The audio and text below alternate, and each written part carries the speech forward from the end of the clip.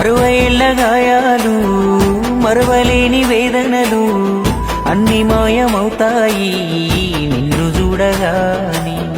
తీర్చినావు మా కలలు తుడిచినావు కన్నీళ్ళు, నిన్ను చూస్తే గుర్తొస్తాడు ఇంట్లో ఉన్న నాన్ని.